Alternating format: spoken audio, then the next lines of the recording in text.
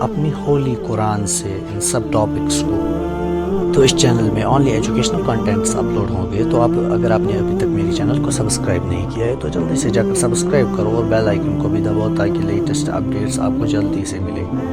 چلیے سٹارٹ کرتے ہیں. اس ویڈیو میں ہم جانیں گے کہ کیسے بگ بینگ ہوا.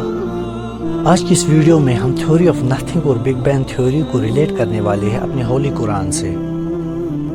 تو لیٹ سٹارٹ. پہلے ہم بگ بینگ تھیوری کو تھوڑا سا جان لیتے ہیں اور پھر تھیوری آف نتھنگ کو تھوڑا سا جان لیتے ہیں. بگ بینگ تھیوری یہ بولتی ہے کہ یہ کائنات پہلے تو چھوٹے سے نقطے سے سٹارٹ ہوئی جس میں بیلنس تھی، انرجی اور ماس کی بیلنس تھی، اور اس میں ایک بہت بڑا دھماکہ ہوا اور اس دھماکے میں ایک سیکنڈ کی 10ویں حصے میں یہ کائنات وجود میں آ گئی. تو کائنات تب سے لے کر اب تک پھیل رہی ہے، ابھی بھی پھیل رہی ہے، کنٹینیوسلی پھیلے گی. لیکن اگر ہم تھوڑا سا پیچھے جائیں، 90s میں جائیں، 90 یا 90 سے پہلے، تو پہلے کے لوگ یہ سمجھتے تھے کہ جو ہماری یہ کائنات ہے یہ اسٹیبل ہے، مینس کہ یہ ایکسپینڈ نہیں ہو رہی ہے، یہ اسٹیبل ہے، ایک ہی جگہ پر ہے.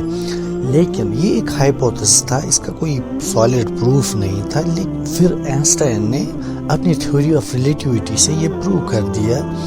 لیکن جس ایکویشن سے سر آئنسٹائن نے یہ پروو کر دیا کہ یہ ہماری جو یونیورس ہے یہ اسٹیبل ہے، تو اس ایکویشن میں میتھمیٹیکلی ہمیں ایک کاسمولوجیکل کانسٹنٹ کی ضرورت پڑ رہی تھی، جس کا یہ سمپل مطلب ہے کہ ہم فورسفلی پروو کرنا چاہتے تھے کہ جو ہماری یہ یونیورس ہے یہ اسٹیبل ہے، مینس کہ یہ نہیں پھیل رہی ہے. لیکن یہ ہمیں پوائنٹ کر رہا ہے بگ بینگ کی طرف. اگر ہم غور کریں، آفٹر آئنسٹائن 1990 میں WD سٹرسر آئے تو انہوں نے جنرل ریلیٹیوٹی سے یہ پروو کر دیا کہ جو ہماری یونیورس ہے یہ اسٹیبل ہے. انہوں نے پروو کر کے دکھایا. لیکن جب ہم نے اس کی سلوشن پر نظر ڈالی تو انہوں نے یہ ایزیوم کیا تھا کہ پوری یونیورس میں میٹر ہے ہی نہیں. مینس کہ یہ ہمیں پھر سے کر رہا ہے اشارہ بگ بینگ کی طرف. دین 1922 میں الیگزینڈر سر آئے تو انہوں نے یہ ثابت کیا کہ یونیورس میں میٹر ہے. انہوں نے بولا کہ اگر یونیورس میں میٹر ہے تو یونیورس کی 3 پاسبلٹیز ہو سکتی ہے: یونیورس اوپنڈ، یونیورس مارجنلی باؤنڈ یا یونیورس کلوزڈ. 3 پاسبلٹیز ہو سکتی ہے. اب آپ بولیں گے کہ universe closed, universe مارجنلی bound, universe opener ہے کیا؟ تو ہم ان پر تھوڑی سی نظر ڈالتے ہیں، سمجھنے کی کوشش کرتے ہیں. جو یہ یونیورس اوپنر ہے، یونیورس اوپنر میں ہم یہ سمجھتے ہیں کہ جو ہماری یونیورس ہے یہ کنٹینیوسلی پھیل رہی ہے، اس کی کوئی لمٹ، پھیلنے کی لمٹ ہے ہی نہیں.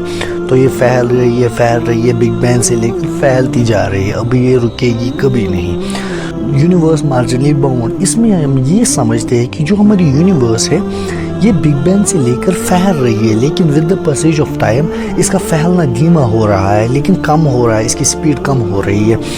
تو لیکن اس میں ہمارے یونیورس پھیلنے کی لمٹ ہے، مینس کہ یہ کسی لمٹ تک پھیلے گی، لیکن with the passage of time اس کا پھیلنا کم ہوتا چلا جائے گا. اب ہم نظر ڈالتے ہیں یونیورس کلوزڈ پر. یونیورس کلوزڈ ہمیں یہ کنسیپٹ ہمیں یہ بولتا ہے کہ یونیورس کی لمٹ ہے پھیلنے کی، تو یونیورس وہاں تک پھیلے گی. لیکن جیسے ہی یونیورس اس کو ٹچ کرے گی تو یونیورس واپس اپنے اوریجنل شیپ میں آنا شروع ہو جائے گی. مینس کہ جیسے ہم ایسے ایگزامپل سے سمجھ سکتے ہیں کہ اگر ہم غبارے میں ہوا بھرتے ہیں تو پھر ایک ساتھ ہی چھوڑ دیتے ہیں، وہ اپنی اوریجنل شیپ میں واپس آ جاتا ہے. Same like that. لیکن جو ہماری یہ یونیورس کلوزڈ کنسیپٹ ہے یہ ہمیں اشارہ کرتے ہیں بگ کرنچ کی طرف. مینس کہ جیسے ہی ہماری یونیورس اپنے لمٹ کو ٹچ کرے گی تو یونیورس ختم ہو جائے گی، بگ کرنچ ہو جائے گا اور یونیورس اوریجنل شیپ میں واپس آ جائے گی.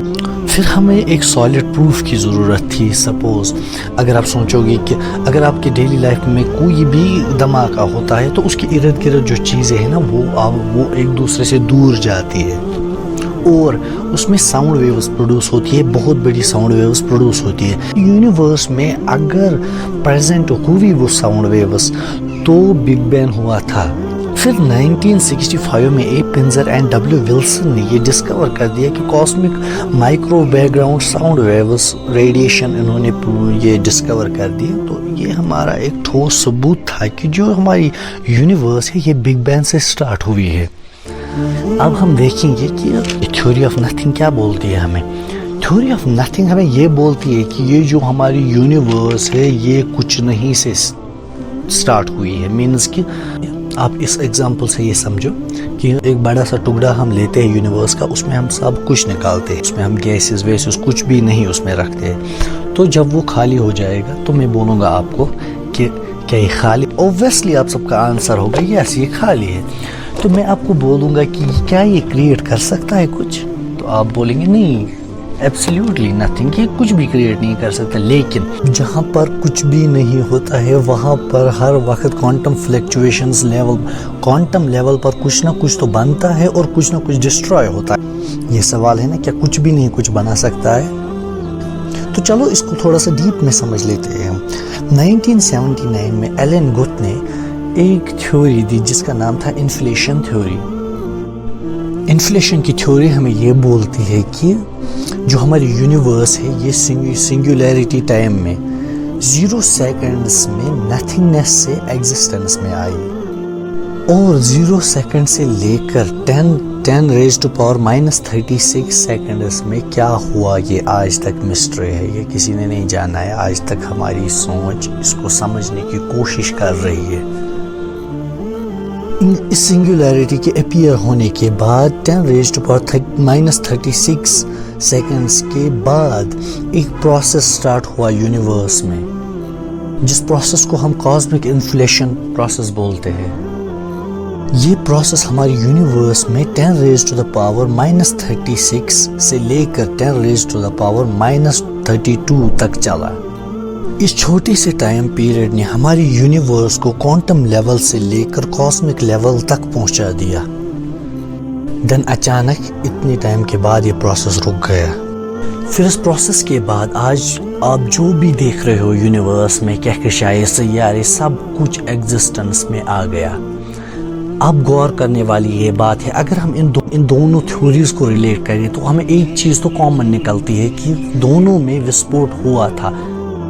اور آج سے 1400 سال پہلے اللہ تعالیٰ نے سورہ الانبیاء آیت 30 میں کچھ یوں فرمایا ہے, کیا کافروں نے نہیں دیکھا کہ آسمان اور زمین دونوں ملے ہوئے تھے تو ہم نے ان کو جدا جدا کر دیا اور تمام جاندار چیزیں ہم نے پانی سے بنائیں, پھر یہ لوگ ایمان کیوں نہیں لاتے. اللہ اکبر. اگر ہم اس ویڈیو میں اور زیادہ ڈسکس کرنے بیٹھے تو یہ ویڈیو بہت طویل ہو جائے گی, اس لیے میں اس ویڈیو کا کنکلوژن یہیں پر کرتا ہوں. نیکسٹ ویڈیوز میں ہم جانیں گے کہ کیسے